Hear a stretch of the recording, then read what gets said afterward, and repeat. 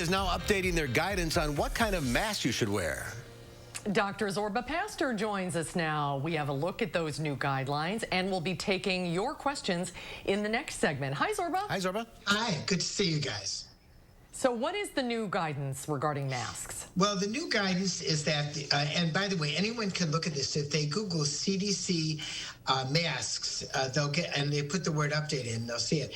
But they're looking for masks that are a little bit more than just the superficial mask. So this is a good example. It's one from my office. It's the SSN Health mask, and it's got 2 layers. So it's got, if you look at, it's hard to see, but it's got a layer here and a layer there. The idea that 2 layers are better than 1, that's part of the guidelines. The other guideline is these surgical masks, which now you can get, they're much easier to get than they used to be. They're not N95s, but believe it or not, these very superficial surgical masks have a special membrane that actually keeps away a lot of the smaller droplets. And I think one of the issues are, if you're going to be in an area, let's say you're going into an airport and you decided you're going to travel.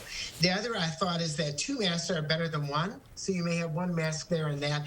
If you're in an area where you think you're at a higher risk, you put on a second mask.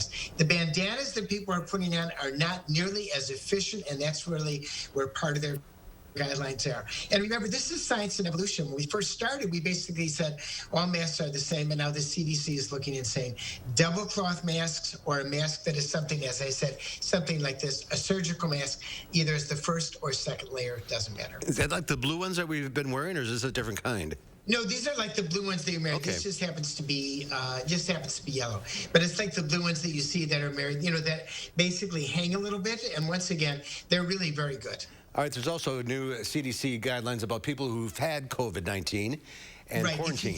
If you've had the COVID-19 vaccine after the second shot, so you've had COVID-19 vaccine, you've had shot number 2, either Moderna or Pfizer, those are the ones that are out, 2 weeks after you've had that second shot, okay? So you've had the second shot, 2 weeks later. If you come into contact with somebody with COVID, you do not have to quarantine.